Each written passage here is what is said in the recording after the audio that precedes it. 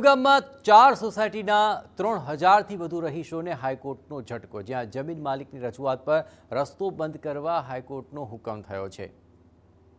તો વિરમગામમાં ward number 8માં આવેલી 4 society અને ખેતર માલિક વચ્ચે રસ્તાનો વિવાદ હાઈકોર્ટ સુધી પહોંચ્યો।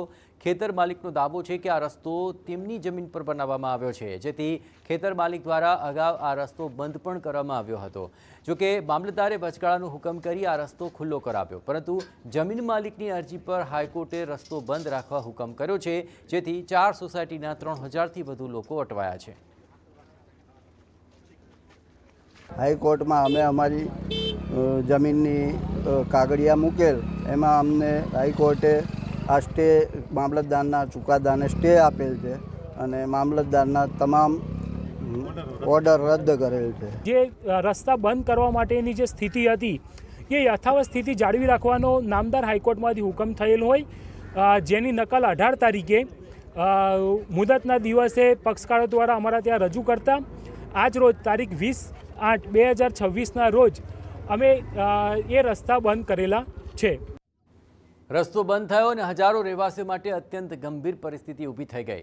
અવની સોસાયટી, સંજીવની રેસિડેન્સી, સોમેશ્વર સોસાયટી અને મંગલમ સોસાયટીના રહીશનો અવરજવર સંપૂર્ણ રીતે બંધ થઈ ગઈ।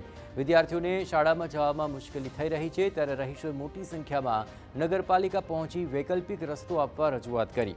આ સમગ્ર વિવાદ મામલે નગરપાલિકાના ચીફ ઓફિસરનું કહેવું છે કે પાલિકા દ્વારા ટીપી સ્કીમ તપાસ કરી અહીં વૈકલ્પિક રસ્તો આપવા કામગીરી કરવામાં આવશે। પાછળ 2500થી 3000 માણસો પાછળ રહ્યા છે સોસાયટીની અંદર।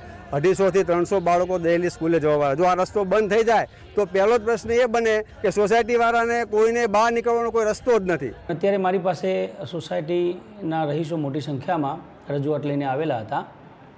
તેનો જે વૈકલ્પિક રસ્તો છે એ નગરપાલિકા અમારા જે ટીપીના રસ્તા મંજૂર થયેલા છે એમાંથી ક્યાં થઈ અને વૈકલ્પિક માર્ગ થઈ શકે એ અમે જોઈ લઈશું। હમણાં જ તાજેતરમાં ભારે વરસાદના કારણે ફૂલ પાણી આવેલું હતું, એટલે ઘણા બધા રસ્તાઓ અને ખેતર અત્યારે પાણીમાં છે, તો એનો વૈકલ્પિક જે કંઈ માર્ગ થાય અને તકલીફ ના પડે એ માટે નગરપાલિકા કામગીરી કરશે।